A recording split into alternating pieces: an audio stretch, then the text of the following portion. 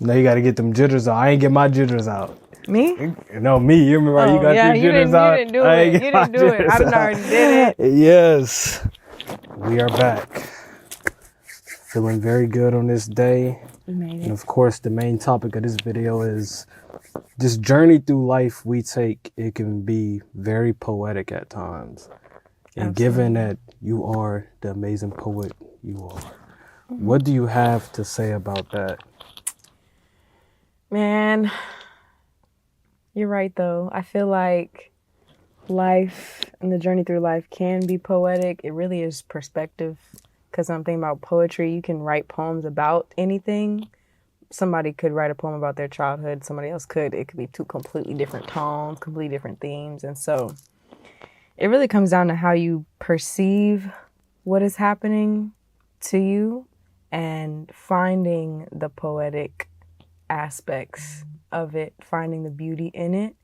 Like, I don't know, I think being a poet and writing about my experiences, they naturally come out pretty poetically because I'm like putting it in that form. Like I'm rhyming about it so you can get it in a cadence that, or it's coming out, you know what I'm saying? Easy in that way. And doing that has allowed me to be like, the craziest thing could be happening to me. But I'm like, well, I wonder how I'd write about this. Like, this is just, you know, like what kind of poem is this? What kind of story? What page is this in my book? Then I'm like, well, dang. That reminds me of that, this one artist where they're like, oh, he got a girlfriend. We hope, or you know how they be about artists who get in a relationship. Oh, we hope that they heartbreak so they can give us some more heartbreak music. Yeah. That's how it relates to. And this goes back to what we was talking about earlier. What I was telling you about my writing, and I was like, I feel like it's very easy for me to dive into any creative platform because I'm very in tune with myself. And like you said, it's all about perspective at the end of the day. And one of the greatest poetic things that I've ever seen in my life, it goes back to a song. It's called Tupac's Brenda's Got a Baby, which I know you know all about. Yo, yeah, that's That is crazy. a poetic masterpiece of just the realness of life put in a way of a rhythm song, but he's hitting so many hard points and making it all shape in the same form. And it's exactly. That's what I love about it, honestly. Like, that's the stuff that gets me like, oh my gosh, yeah, I want to write something, I want to do something. Because it could be, you could take something that was meant to destroy you or a people or a thing, or even if it's not, even if it's, you know, beauty or happiness, sometimes these emotions are so strong and it's so vast. It's like it needs another medium.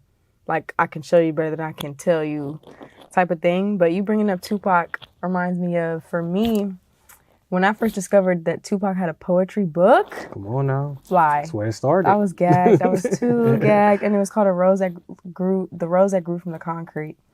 And his quote is, long live the rose. Well, that's one of the poems in his book. Long live the rose that grew from the concrete when no one else ever cared. And so even that, I remember like when I was first getting into like writing social justice poetry heavily in high school, I found that book. Like I'm listening to Tupac right around Straight Outta Compton came out. I'm like, oh, whoa. What they talking about? That and West so Coast. for real. And so finding that though and seeing the book be set up like the left pages are his actual writing, journal entries, and then the right is the transcribed version. It's just really seeing like I was talking about earlier, like it's your soul. It's a piece of your soul put onto the page, and seeing it in his writing, I was like, dang, like you can almost feel more how they're feeling based off how they wrote it, what they drew, what doodles they got on the side of it. The same goes for, you know, life, like anything. It's not just poetry specifically, photography or piano or all these other different things. It's like it's a reflection of real life. And what I was gonna add is that, you know, one of the main reasons why that song hits so hard, and just, you know, the poetic journey of life in general, is that, you know, life is not easy. At the end of the day, life is rough and is hard, and we need these outlets to release that energy, because you know, everybody knows you keep stuff bottled up. You need platforms and avenues to release that, and for other people to relate to it at the same time, to, you know, bring down the tension. We was talking about how the air feels like the tension. Air feels so thick right now, and it's like it's a very important time for artists to, you know, step up and it's like balance out the tension. You know, if it's just tension on tension, You know what I'm saying? That's like fighting fire with fire. You know what I'm saying? It's only going to make it hotter and more explosive for those involved. And I'm so glad you brought that up because I've been alluding to this time as like the new wave Harlem Renaissance type of. Definitely feels like that. It's such that time because there's so many things brewing in the world and there's so much that's calling for authenticity.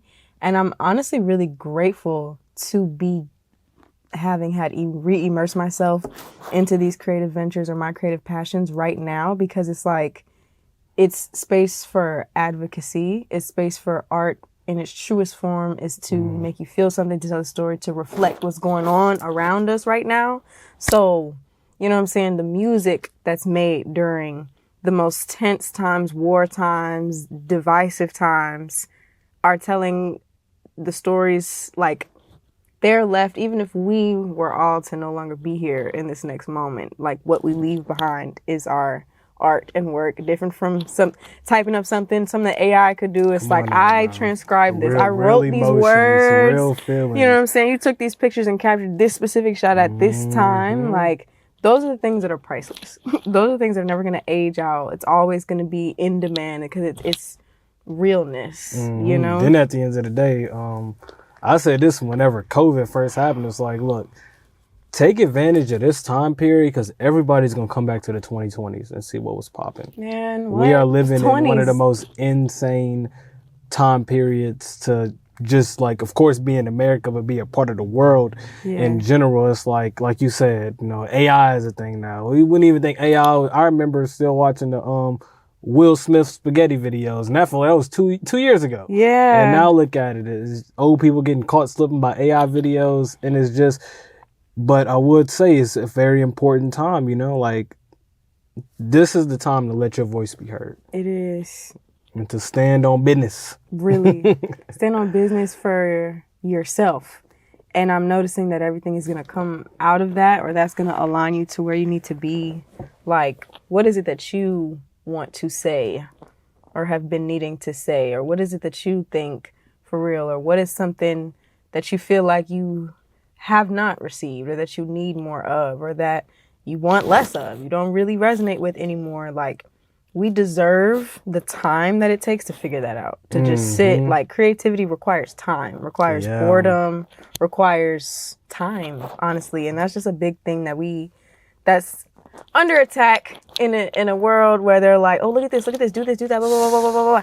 And so that's what I think is part of this, you know, the revolution will not be televised. Come on now. So the revolutionary thing is to be like, actually, I'm going to go within some more. Actually, I'm going to acknowledge where I feel like I've done well and how much I deserve to be proud of myself. And I can acknowledge what might not be working for me or the version of me that will be most successful, you know what I'm saying, in this present day what I was just about to say, you know, you can't cave yourself in. You got to allow yourself to experience life and experience the world. That takes me back to that one Lauryn Hill speech she made when she was just finishing up her first album, and she said she's only been from the stage to back to the studio to we're doing some like real life stuff, sleep around the house.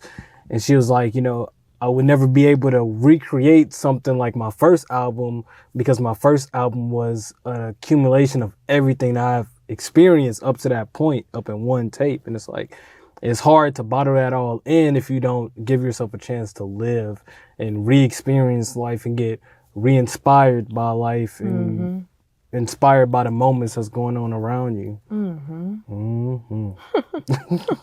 Literally, it's like constantly evolving though. A constant cycle, a constant, like, each thing I feel like, or each loop is taking you another merry-go-round or another life's roller coaster back to yourself though. Like, you start at a point, a roller coaster is going to take you back to that same point, but you're not the same. You didn't see crazy. You can never be the same.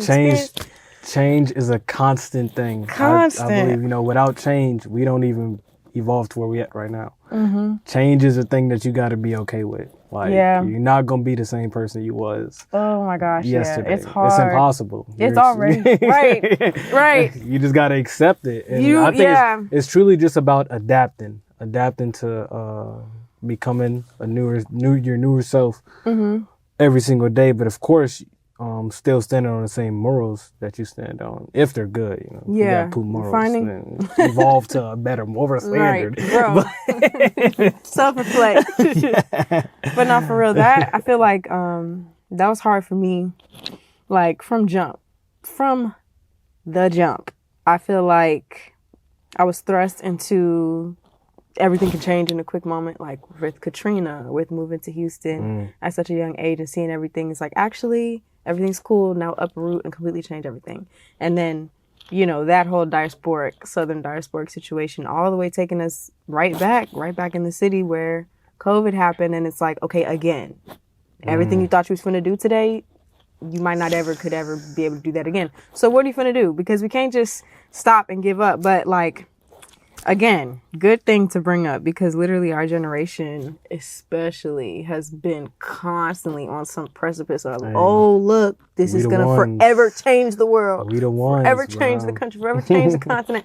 You know what I'm saying? And I think that